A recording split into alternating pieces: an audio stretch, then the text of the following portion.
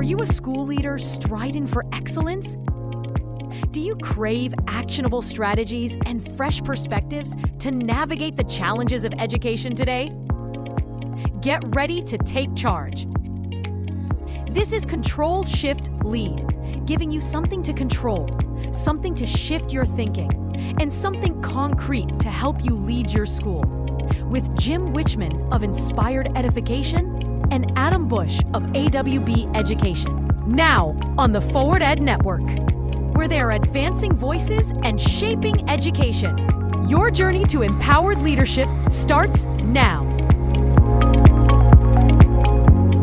Welcome to the February edition of Control, Shift, Lead. I'm Jim Wichman from Inspired Edification, and I'm glad you're joining us today. It's the first week of February, and while the winter stretch is in full effect, this often is our time of the year where the strongest connections are made in our buildings. And I think about that. The sun doesn't come out a lot in the Midwest during this time frame, and people really kind of get the woes, the woos, the uggs, or whatever you want to call it. True. So true. I am joined, ladies and gentlemen, I am joined by my co-host, as always, the Adam Bush of AWB Education. Adam, it's great to be back with you, and I really do enjoy these moments just so we can just connect as leaders, as people who try to inspire, who really just kind of lean into the educators. Yeah, I agree. I look forward to this every month. It's good to see you too again, Jim. Happy February. It's crazy. We're just moving along, just rolling along again. Another school year. It's nuts. I got a question for you, Adam. February 14th is coming in. Are you celebrate it or avoid it? Relationship? No. Oh, no. Happy wife, happy life, Jim. So I make sure that we celebrate that. And it's even on a Saturday this year. So that's like big time. I mean, we really got to go all out for it. And yeah, you bet. Got plans. We're ready. All of that good stuff. And make sure to take some more money. Do great things, with my spouse for sure. And don't get me wrong. It's a good reason to go to a nice restaurant and do all that other stuff. It's fun. It's good. I love it. It sounds like a crowded, hectic night and so forth. And I got to tell you, I've been blessed that we high five each other. And if we get a card, we go to we go look at cards at the Walgreens or whatever it is. I show it to her, she shows it to me, and then we put it back in and keep moving on. That's a good deal. I like that. That's kind of my expenditure line there too, Jim. That's the type of money I don't want to spend. So I love it. It's a great idea. Hey, Adam, I got to tell you, today I am so excited about our guest. This guy has done it all for a lot of people, but it's near and dear to my heart. This guy's been a friend of mine for probably third grade. I've known him since third grade, but probably a friend of mine since high school. And being 56 years old, you can do the math on that one. This cat is a 32-year-old veteran and a leader of Muscatine. Bob has worked with students across the spectrum from high school, middle school, in the sports, in special education, and high achieving. He has done it all. Absolutely. And he continues to strive and meet the needs of the people, the community of Muscatine. And his way of connecting with people, not just students, is second to none. He is a special dude. Hey, Bobby, thanks for being here today. I really appreciate welcome, it. Bob. I know. Thanks for joining us tonight. I appreciate the opportunity. I've actually been kind of looking forward to this.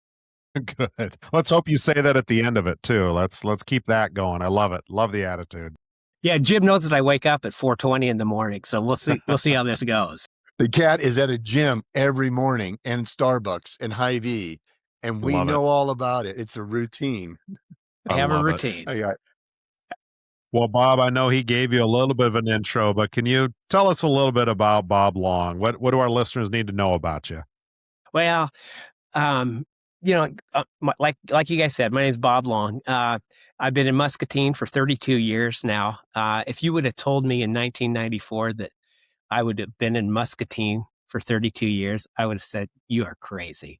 But that's life, fellas. I mean, it really is. And if you would have told me that I would be getting ready to retire and start collecting my IPers after only actually being in one school district, I wouldn't have believed you. I truly wouldn't have. But as Jim said, first 28 years of my teaching career, I was at Muscatine High School. The last 4 years, I've been at Susan Clark, which is our junior high. And I can honestly say, I think I've done about everything.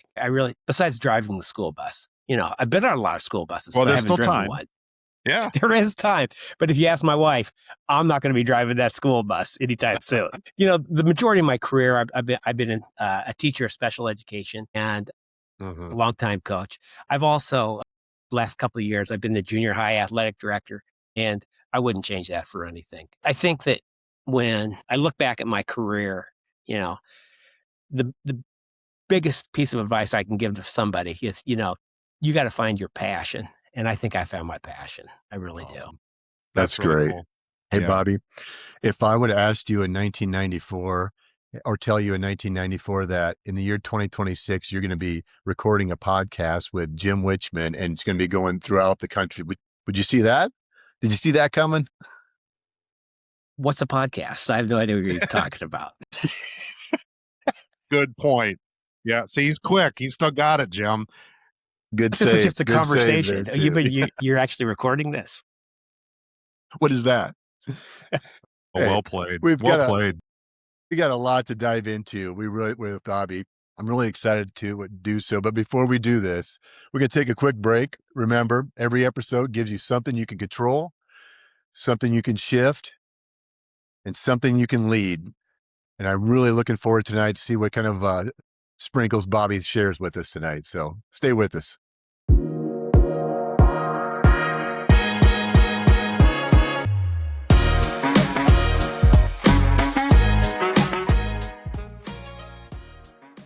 All right. Welcome back, everybody. We are going to go ahead and jump into our first segment, and that is control.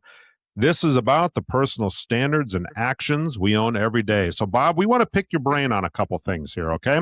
You have taught everything from high achievers to students with intense challenges. And after 3 decades, how do you keep your investment level high enough that the community can still feel your passion? Well, I think there's a couple things that I try to do on a daily basis. The first thing that I try to do on a daily basis is I try to be where my feet are. Okay. Mm-hmm. If I'm in the building, I'm there to work with kids. I'm there to support teachers. I'm giving it pretty much everything that I can, to make the people around me as successful as possible. And that's anything from, like I said, students in my class, athletes on my team, faculty members that I'm working with. And, I also think, you need to be seen. What I mean by that is don't just be there, don't just be a spectator all the time. Be out there, be in the hallway, be there for your kids, be there for your faculty members. And also, what kind of becomes difficult about that is, you have to have that fine balance. You got to also be able to be there for yourself and be there for your family as well. In this digital age, I mean, half the time when I'm in hallways, I see a lot of kids, they're not looking for anybody so that I can be seen, I mean, why is that so vital then? Kids are spending all this time in their devices instead of seeing everything in front of them. But is that maybe part of the mission to show everybody that, hey, there's other things than just what's on this little device? Oh, absolutely. So like I would say that, one of my best times of making connections with kids in our building is actually during a passing time, because I'm talking to kids. And actually in my situation, I really don't have a room per se. I have the opportunity to go into other people's rooms and assist kids. Okay. Sure. Or check on kids. And so like during that hallway passing time, I'm out, I'm fist bumping kids. I'm talking to them, just trying to make that daily connection. And I think over the last 30 years or so, I think I've done a pretty good job of that, and that also just makes my time as an educator that much more fulfilling. Do you see a difference, Bobby, between middle school and high school when you're in the hallways? Is it just a different vibe or similar? It's totally different. So when I moved from the high school to the middle school 4 years ago. Okay. For the first 28 years of my career, I was at Muscatine High School. The last 4 years, I've been at the junior high. Okay. When we came into the junior high, they had just instituted a no cell phone policy, not even in the hallways. Okay. And, I said to myself, it's like, yeah, like this is realistic, but it was, and so my first time in this building as an actual everyday educator in this building, it's like, it actually worked, as you guys know, you're administrators and you've been in buildings, 90% of the kids are going to try to rise to meet that expectation, 8 to 10, maybe 5%. They're going to try to buck the system a little bit, but, we were pretty successful with that. Now, I would say that, so from the high school to the junior high, it was a huge difference, because I'd never been had a policy like that. But ever since I've been in this building, we've had the no cell phone policy, and it's been pretty successful. And people are up, they're talking to each other, and that's some of the best parts of school, And so some of my lifelong friends are people that I talk to on a daily basis in high school. And I'm going to say talk to, not Snapchatted with, not texted with, but I actually talked with them, and I still talk to them to this day. So earlier, I think I caught you say you want to be where your feet are. Is that what I heard you say? I did say Explain that to me. What do you mean by that? Well, I think what I mean by that is where you're at, that's where you're meant to be. Okay. And so like I tell my kids, I tell my athletes, I tell my students, I tell my responsibility kids, be where you're supposed to be when you're supposed to be there. Pretty simple rule. And if I am where my feet are, my kids, my faculty, the people I work with, my community members, they know that I care. I'm trying not to think about other things. I'm trying not to think about the next time Jim and I are going to get together and be able to go out and have a guy's weekend or something like that. I'm trying to be doing what I'm supposed to be doing when I'm supposed to be doing. So I'm taking that. When I first heard "be where your feet are," I took that as just be present with people, but you kind of took that a few other layers down when I think the words were, you did. It's where you're meant to be. So because we often get that the rush of, I got to be someplace else. I wish I were, but be where you're supposed to be. I mean, this is it. This is where you're meant to be. So it's just a little bit deeper than being mentally present. But it is difficult. I mean, I'm not perfect with it by no means, but I try to be cognizant of it. Like how many times have you had a kid come up and talk to you, or a faculty member, or anybody in your building, and you want to get to that email, you want to move on to the next task on your list. Okay. How many times have you had, let's just say, a list of 12 things you want to get done in a day, and then all of a sudden it's 20?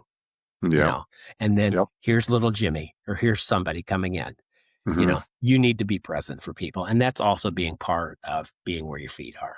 Yeah. And the people are going to feel that too. They're going to know that this guy means business. He's here for me. And that's just, to me, what I hear you say, that it's that you're saying that everybody that's here is important. I'm showing them that they're important. They're important enough for me to be present in that moment with them. I think that's very admirable. Yeah. What a great thing we can control. Yeah. Yeah, absolutely. It's like, I was talking to one of my a lady that I teach ELA with. I go in, I co-teach in her classroom, and we were talking about how, I can go to Hy-Vee, and the number of people that call me Mr. Long, and I kind of think to myself, it's like, I've been in this place for so long, and it's like, I might be making a difference. Yeah.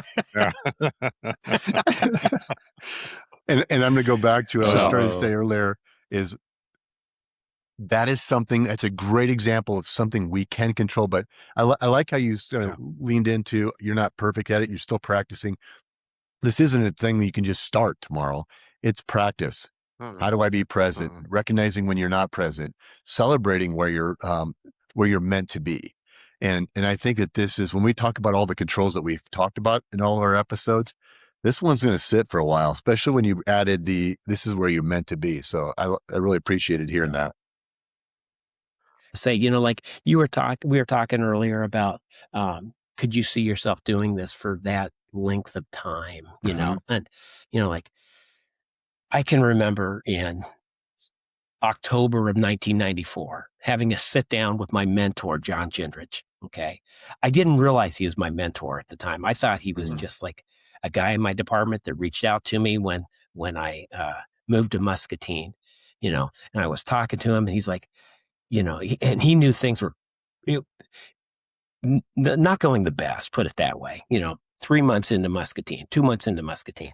And, he got me connected, starting to coach girls basketball. I'd never coached girls basketball before. I always thought I was just going to be a football coach, not just a football coach, but only coach football. Sure. And, and 32 years later, I still coach basketball. It's probably the favorite sport that I've ever coached, and, like I kept telling John, John, he goes like, next year's going to be better. Next semester is going to be better. I told him, I said, John, I'm going to be back at UNI and I'm going to be studying accounting. I know what it takes now to be an accountant, and I think that's what I want to do. But no, here I am. So I think this is where I was meant to be. Oh, that's awesome. That's awesome. Well, honestly, I think it's a powerful reminder that we control our presence more than our circumstances that we're in. That's for sure. Wherever you're at, be where your feet are. I love that. I love that line. But I will say this, being someplace for that long of a time, and I kind of talk about this, and I pulled this from a good buddy of mine, Rob Scott, who's the superintendent of Burlington. He said, the only negative thing about being in a district or in a certain setting for that long a time, he goes, eventually you do get some rocks in your pockets. And what that means to me is you may not know who you've never done anything to really get in trouble or, lose a position or something like that. But there are some rocks. You may have done something that's going to hold you down from possibly getting another position or an advancement, Sure. But I wouldn't change anything, to be honest with you. Just tell Rob that foundations are made from rocks. Absolutely. So someone's got to start it there somewhere, right? Yeah. That's good. That's good. Well, I'll tell you what, it's a great start, Bob. I love this. This is a great control segment. We're going to take a quick break, so we're going to step away for a moment. Then when we come back, we're going to move right on into shifting that mindset. We're talking about some of those tough moments with students. So hang on, everybody. We're going to take a quick commercial break. We'll be right back with some more of Bob Long.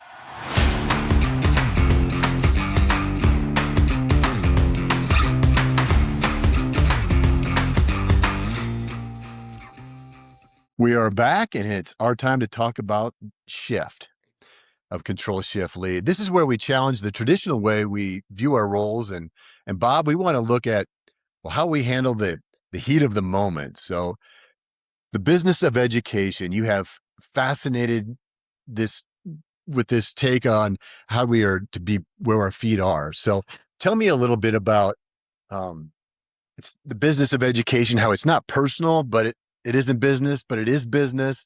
Can you kind of explain the middle ground with that? Well, so I kind of look at public education as, like we don't get a pick who's coming in our doors. True story. At least very often. Okay. Yep, and we can really only control what's happening inside our walls. Okay. And we can only provide what our kids need. Unfortunately, when they leave our buildings, and many people know this, you see it on a daily basis. You can't control what happens to the kid or the student outside of our building. Okay. And also, that's could be also said with your faculty members. There's things out there that I like to refer to as precipitating factors. Okay. Just think about this. You're getting ready to come to school in the morning. Okay. Something happens. Okay. Flat tire, forget your phone at home. Don't have your keys with you. Don't have your computer. Okay. It just throws everything off.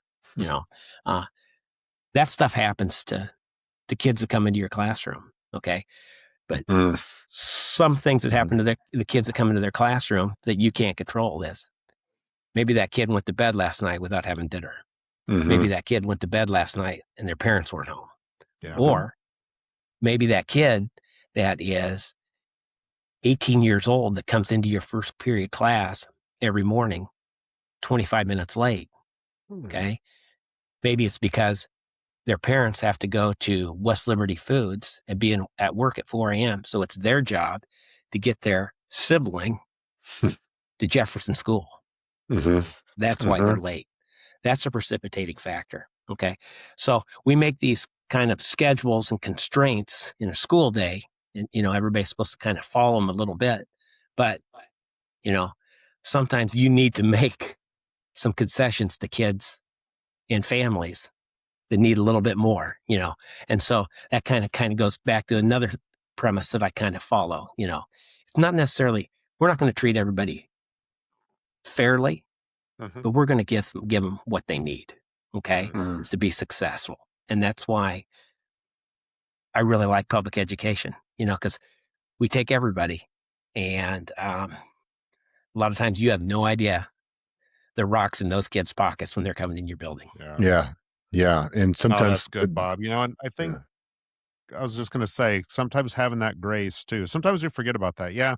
Those precipitating factors might have just thrown off that perfect lesson plan that I had ready to go for first period, but me taking it out on the kid is not going to solve anything. I can tell you that much for sure. I mean, heck, just last week, I showed up to my first meeting of the day late, and I think I was late the rest of the day. No matter what it was, I was late to everything. I even said that to somebody at the end of the day, like, I've been behind all day. I've been behind all day long, and I'm glad nobody took it out on me. They're just, no, it is what it is. We move forward, and we have to have that same grace for our kids too. Yeah, I mean, just a quick little story here. Like last year, we really try to do a good job of getting to school when we can get to school. As long as it's safe. And we have a family, and family that struggles. Okay, and there's people in our building that try to help these kids. Okay, from this family. Last year they were in junior high and they were in elementary school. Well, we had a 2-hour late start because of cold. Okay. And sure enough, those kids and family didn't know that there was a 2-hour delay. Okay. And so, but mom, is trying to do everything she can to get her kids to school. Okay. It's freezing cold. They ride their bikes to school. Okay. They don't have the best, so they're not, socioeconomically they struggle. Okay. And sure enough, they ride their bikes to school. No school for 2 hours. Okay. Things like that, those are things that we can't control. And like you said, Adam, those kids come to school like that every day, and they have needs that other kids don't have. And you've got to try to meet them, and you got to meet that kid where they're at. Okay. And I'm supposed to try to teach them 8th grade math. So you talk about, like you said, the flat tire where we just get knocked off our focus. Adam got knocked off that one day and he was late, which is Adam's not, I don't know if I've ever known Adam to be late. So I could see that was probably a bigger deal to Adam. That was pretty unusual for me. It was so much that I noticed it. Yeah. Yes. That might be a little bit normal for me, but I could see how that would be like just knock you off all day. How do you like an Adam that day, or how do you like kind of like balance yourself out when the emotions kind of get into here? Maybe you start taking on challenges of that day that you don't typically take on. Maybe our ego gets in our way a little bit. How do we check that, or how do we help colleagues check that? Well, I think you can't be afraid to tap out periodically. And what I mean by that is if you need to check out, okay, you need to take a step back. And, like, it's just like when kids call faculty members names, it's hard not to take that stuff personal at times, but, it's like, eventually you can only take so much, and you've got to know where that breaking point is. And also, if somebody comes up and tells you that you're probably reaching that point, it's probably wise to listen a little bit. Yeah. I was just talking with some faculty about that. I used to, when I would get animated a little bit and my ego probably got in the way, I always taught people that if you tug the back of my shirt, don't say anything to me, but just give me a little tug in the back of my shirt, I'm leaving. And sure enough, every time I got that, I trained my brain. Every time I got that tug, boop, out. Everything was fine. Everything was safe. And everything got better with that. So, like very, very similar. I have one other story very similar to that, Jim. I used to coach 7th grade football with a man, and he had a little tick. And when he would get nervous, the tick would really be noticeable, and I would call the offense and he would call the defense. And so one game he wanted to call the offense. And then so he kind of started talking about when he gets nervous. And I knew this, that, he goes, my wife would appreciate it if you would just kind of like smack me in the back of the head. Just kind of focus me a little bit. Not hard, just kind of tap me. Just tap me in the back of the head. And I go, what? And he's like, yeah, just tap me in the back of the head. And so he calls a play. We lose some yards. He calls another play. We lose some more yards. And then his tick goes off. It's like, smack him in the back of the head. And he kind of looks at me. He's like, what's that for? And I go, well, your wife said, that's time for you to tap out. And he goes, okay, here's the play sheet. Now it's like 3rd and 30. See, he knows. That's exactly what it is. It is great. I did exactly what he told me to do. Well, I'll tell you though, I think that you're onto something here. So like the group that I work really closely with in my current school district, we were talking about this before the show here today, Bob. It's a group of some troubled youth. Their story to get there, a lot of trauma with this group of kiddos that the staff works with. And we've been doing some work around your window of tolerance. Are you in it? Are you out of it? And how do you recognize that? And it's funny. I laugh because it reminds me of the old Saturday Night Live skit. I believe it was Rob Schneider. They've got themselves trained that if they feel like they're getting a little bit out of control, they just radio somebody to come to the room real quick because they need to go make copies.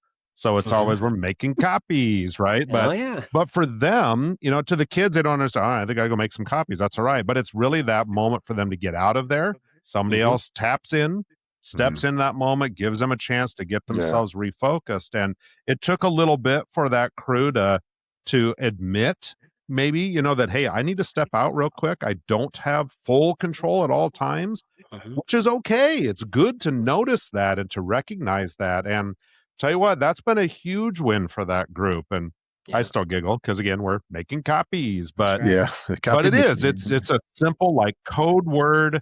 And it could be your colleague that comes up, hey, do you want to go make a couple copies for me? And we just know that's what that means. Somebody's telling me it's time for me to tap out and to regroup a little bit. Yeah. I mean, and kids know. The kids know, yeah. They know, what they know is that we are human. What we're showing that, and I'm going to go back to what you said earlier before we slip into break here, and that is, don't be afraid to tap out. That doesn't say that. Sometimes I think that educators and administrators think that we have to be like the best, the superpower, this hero to save the day. No, man, we're human first. Yeah. Title second. Don't be afraid to tap out. I appreciate that. Hey, Bobby, the shift from equal to needed, that changes really everything. And I love that concept. Don't be afraid to tap out. We're going to take a break here, and then we're going to come back with the lead segment to talk about the power of positive reinforcement. Stay with us, everyone.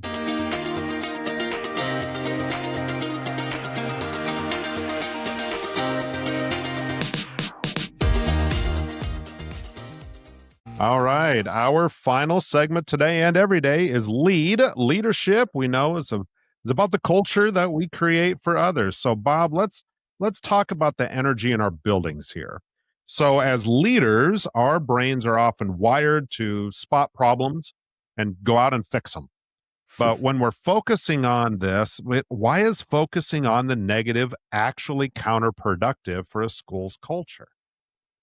Well, I think that this kind of goes back to, my training as a special education teacher, and especially like a behavior teacher. I was taught, we need to focus, we need to try to say basically 8 positives to a negative. And hopefully that's going to help your kids change some of their behaviors or improve some of their behaviors. And I just think, like I have this saying that was actually utilized in Muscatine High School when I first came here and came to Muscatine High School in 1994 and 95. And it was something that Mr. Chuck Van Hack put out there. And at that time, he was our interim principal and he was our athletic director. And he would always end our meetings with, catch him doing something right. And so with this year and the last couple of years being in the junior high and working as an athletic director, I thought, what's something that I could bring into this position, and use as a tagline, and that will benefit kids and benefit our staff. And that is catch them doing something right. And it's like, to me, it just makes my job and any teaching job so much better. It's like, I definitely try not to focus so much on the negative anymore. It's like, how can that actually be productive? It's like, if I'm telling a kid that they're doing something right, it doesn't even have to be a big thing, catching them doing something right and acknowledging that. It's like you uplift people. You lift people up when you do things like that. How's that play out? Last year, I had an 8th grade. I was just saying, how does that play out with staff when you're talking about catch them doing right? You're doing that. Does it work with staff as well? Colleagues? Oh, I definitely think it does. Like if you, like I have the opportunity to move in and out of classrooms and go in and help kids in different settings. And it's like, I'll give you, like, I have ELA teacher, not I personally have ELA teachers, but there are ELA teachers that I go into their classrooms and I am just like in awe of some of the things that they do to keep kids engaged in class. And it's like, oh my gosh, I thought teaching high school for 28 years was tough. But like one of the biggest things that I've learned over that time period, the farther you go down in age, now I'm working with 13 and 14-year-olds all the time instead of 15 through 18. That's tough. That takes a lot more energy. And it's like when I see something that I think like, man, I wish my kids had had that teacher, and I'll tell them. And so that's how I find people doing something right. And and that doesn't have to be just in a classroom. That's a technique of learning kids' names, going onto a field or a practice. And I just think when you're doing that, people like to have a little bit of recognition for going, not just doing their job, but going a little bit above and beyond, and I think it just gives people just a little bit extra boost, and that just makes our building and our school a better place. Well, what you're talking about there isn't like this big event. I mean, you're not saying about this huge show that you're putting on. That's authentic. That's just in the moment. Take the time to just say something. Just like, wow, that's really awesome. That is really, really cool. Yeah. And like last year, I was coaching 8th grade boys basketball. And, it's like kind of goes back to kind of what, we talked about earlier about giving a kid what they need. Okay. Nice young boy. Dad works second shift, good athlete. He had never played a junior high sport before. He'd moved here from Texas. And I talked him into playing basketball. He's on my basketball team. And he said, hey, I just can't do it unless I have a ride home. And, because my dad's at work and, my mom can't get me and whatnot. And like, so I communicated a little bit with the family and I said, hey, I'd really like to have Chris come out and play, play basketball on my team. They're like, and they kind of had the same, they talked about the same issues, getting him home and stuff. And I said, if it's okay with you guys, I said, if another one of our teammates can't take him home, I'll get him home. I'll make sure it's on my way home. They're like, okay. And so one night it was cold, it was late January, and So I'd always pull up to his apartment complex, and I'd always watch him go in, make sure he got into the building. And there was a lady in the car, in the parking lot. She pulled in a little before us, and she was getting out with her groceries. A lot of snow on the ground, cold.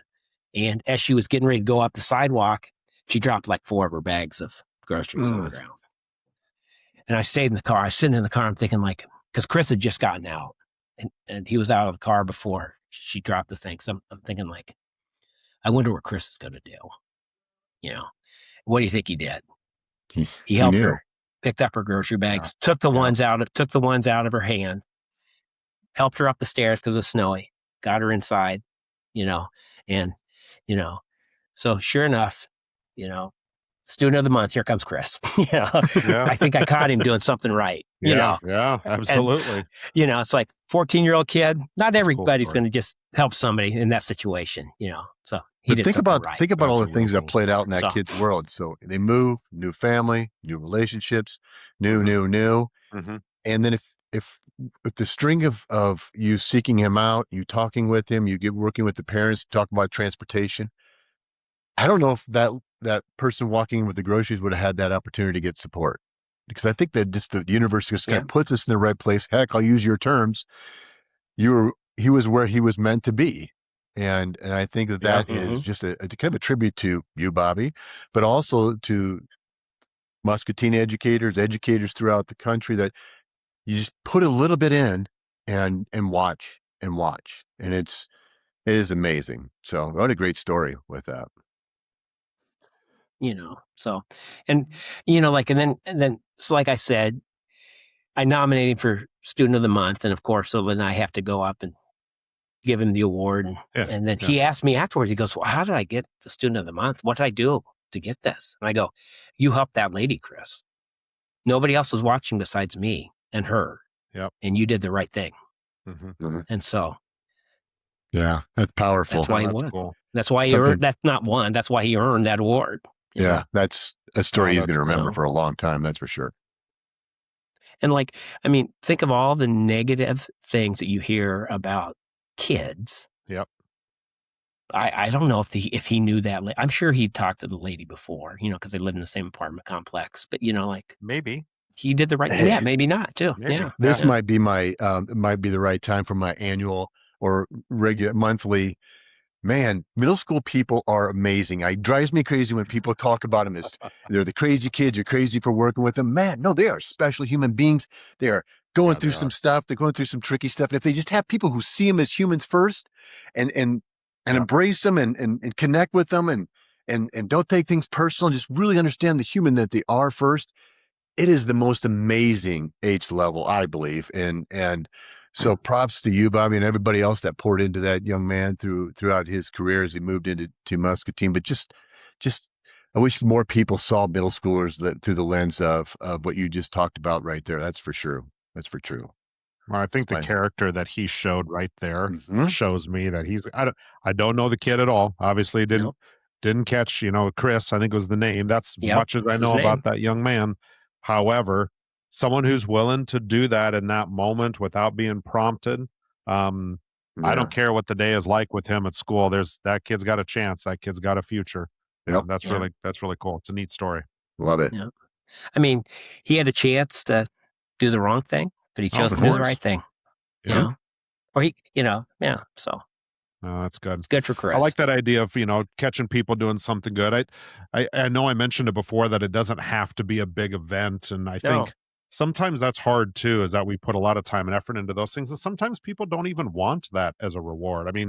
I'm guilty of that. I'll be honest. I'm not very good at taking compliments. I don't really like them. They're awkward for me. So I don't really like things in front of a big group either. And a lot of our staff are that way. The biggest thing they might have is just you stopping at that door real quick and just saying, hey, I was peeping my head in here the other day. That was a really great lesson. I loved how you connected with that kid, or I just saw you in the hallway. Just the recognition of all of the little things that add up to big things at the very end. Yeah.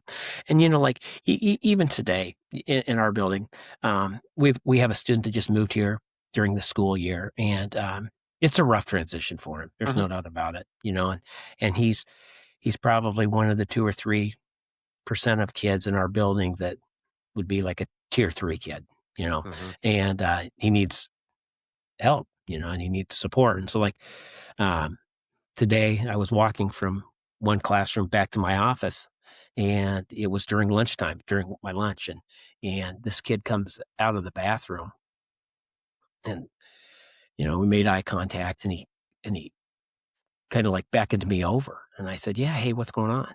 He's like, there's a kid in the bathroom in there in the stall, and he needs help. And so he goes, "Could you go check on him?" And I did, and that kid was sick. There's a kid in there sick, and we had to get somebody. I'm like, there's some good in that kid right there. Yeah, there is.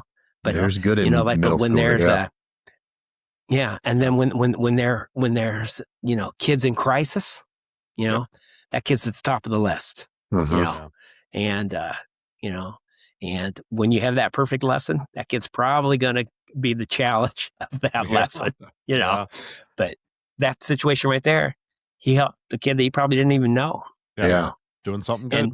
And like the conversations that I have with that guy, the majority of the time, they're not always pleasant, but he at least he came and talked to me, and and helped somebody else out. I think you caught him doing the right thing. You caught him. Absolutely. Absolutely.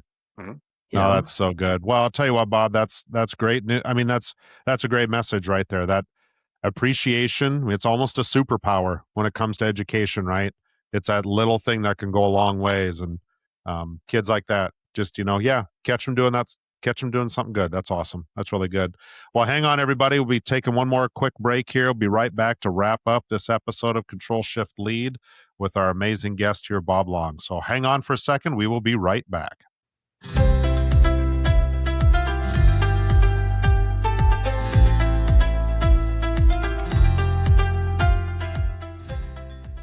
Welcome back, everyone. We're back here for a final wrap up with Bob. Bob, thanks for being here again. Before we let you go, we always like to what's the big picture? So let's recap this one more time, man. We're looking back at 32 years of Muscatine. I'm going to say, just like professional baseball, football, whatever it is, it's amazing that you stayed with your original team all the way through that. I got to say, that is honorable. I'm clapping. I think I ran the race. Sure. What's that? What's that?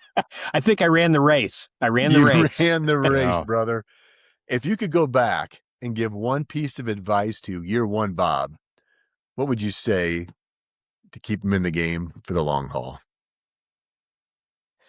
You got to be where your feet are, man, and you got to have a passion. You got to find that passion. You got to find that passion.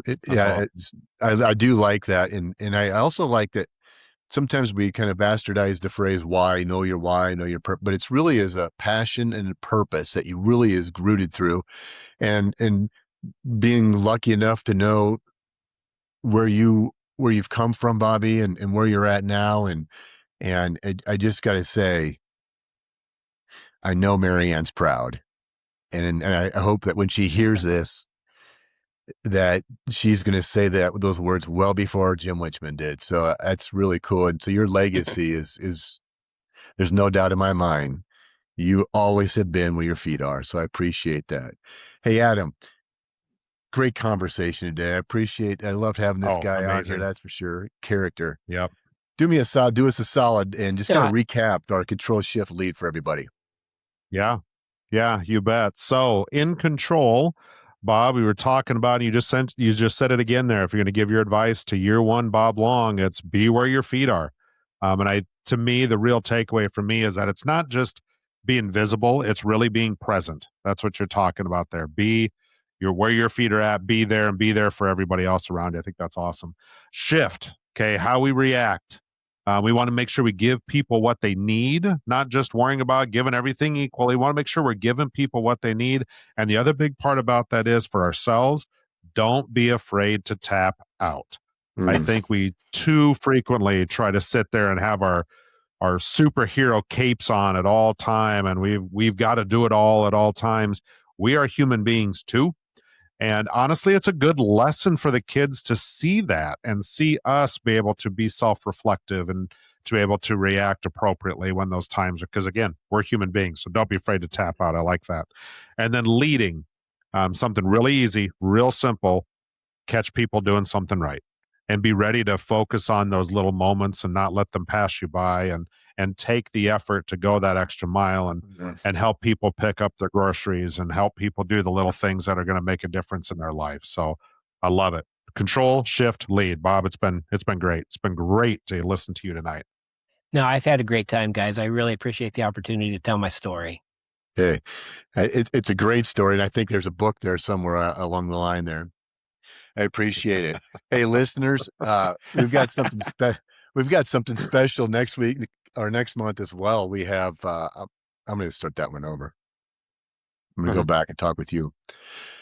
Hey, Bob, thanks. This is great having you here. We loved every minute of it.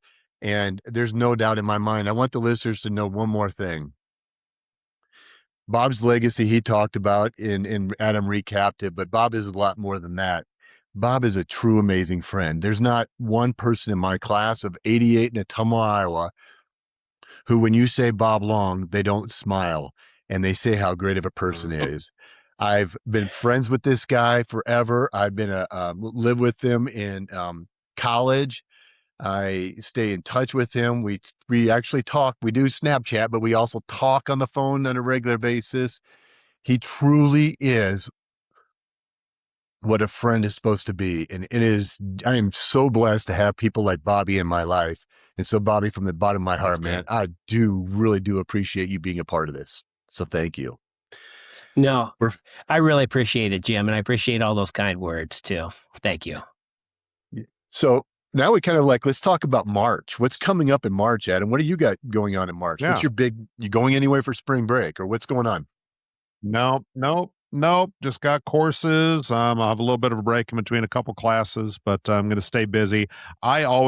Spring break for me as a district office administrator, especially, that's one of my favorite weeks, because we've got big, testing coming up here soon. I've got a lot of things to get wrapped up and have some time to finally do it. That kind of cools down a little bit around the district. So it's funny. I look forward to that. I really look forward to some days to work.